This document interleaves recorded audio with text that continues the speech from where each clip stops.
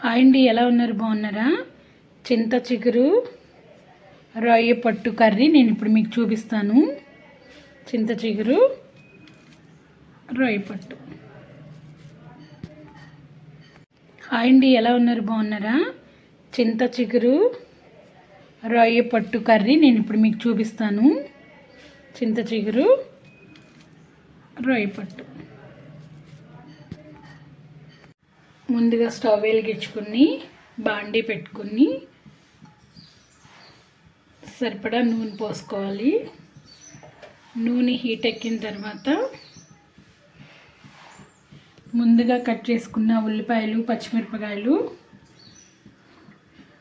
వేసుకోవాలి. పచ్చిమిరపకాయలు కొంచెం ఎక్కువే పడతాయండి, ఎందుకంటే చింత చిగురు బాగా పులుపుగా ఉంటుంది కదా, అందుకని పచ్చిమిరపకాయలు బాగా కొంచెం ఎక్కువే పడతాయి.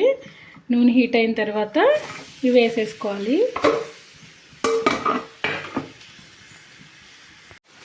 ఉల్లిపాయలు వేగుతూ ఉంటాయి కదా, ఈ రొయ్య పొట్టుని ఇలా నీళ్ళల్లో వేసేసుకుని అవి నీళ్ళల్లో వేసుకుని బాగా ఇలా ఇలా అంటూ కడుక్కోవాలి. ఎందుకంటే ఇసుక అది ఉంటుందేమో కదా, ఇలా బాగా ఇలా కడుక్కుని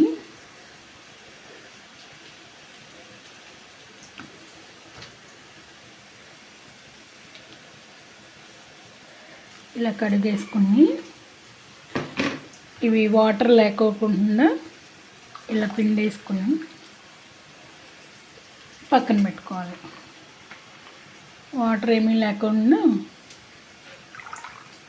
ఇలా పిండుకుని ఇలా పక్కన పెట్టుకోవాలి.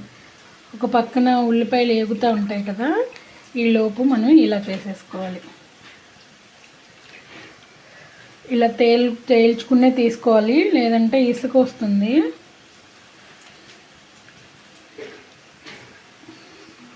ఇలా మనం రొయ్య పొట్టుని ఇలా పొడి పొడిగా గట్టిగా పిండేసుకుని ఇలా పొడి పొడిగా వచ్చేలాగా చేసుకోవాలన్నమాట.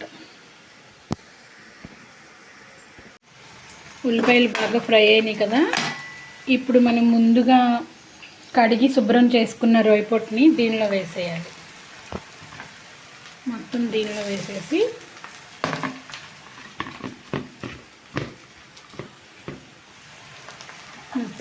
వేసేసి కలుపుకోవాలి. దీనిలో రుచికి సరిపడా సాల్టు,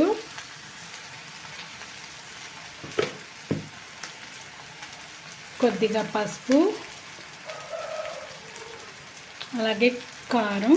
పచ్చిమిరపకాయలు ఎక్కువ వేసుకున్నాం కదా, కొంచెం చూసి వేసుకోండి. ఎవరు తినేదాన్ని బట్టి వాళ్ళు అలా వేసుకుని బాగా కలయబెట్టుకోవాలి.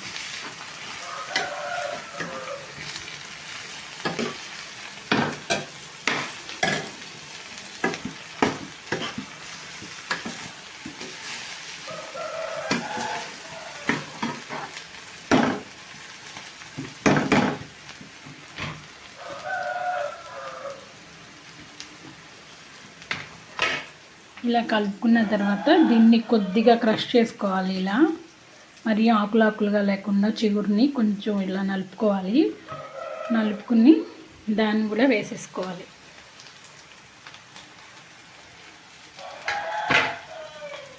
చింత చిగురుని కూడా కొంచెం క్రష్ చేసుకుంటూ వేసేసుకోవాలి. బాగా చేయకూడదు, కాస్త లైట్గా క్రష్ చేసి వేసుకోవాలి. వేసుకుని బాగా కలుపుకోవాలన్నమాట.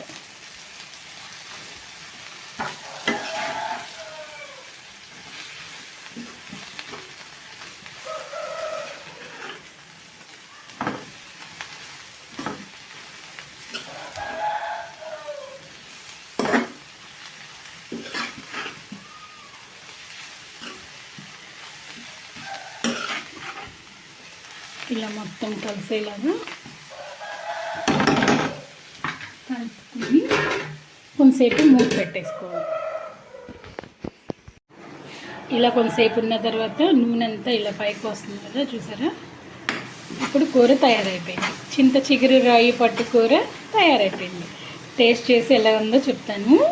నోరైతే ఊరిపోతుంది. వేడి వేడి అన్నంలో కాస్త ఇలా కూర వేసేసుకొని కలుపుకొని తింటే ఉంటుంది సూపర్. చూసారా, ఇప్పుడు కలుపుకొని చూద్దాము. కాలిపోతుంది, టెంప్ట్ అయిపోతున్నాను నేనేమో. బాగా నోరు ఊరిపోతుంది. టేస్ట్ అయితే సూపర్గా ఉందండి, బాగుంది.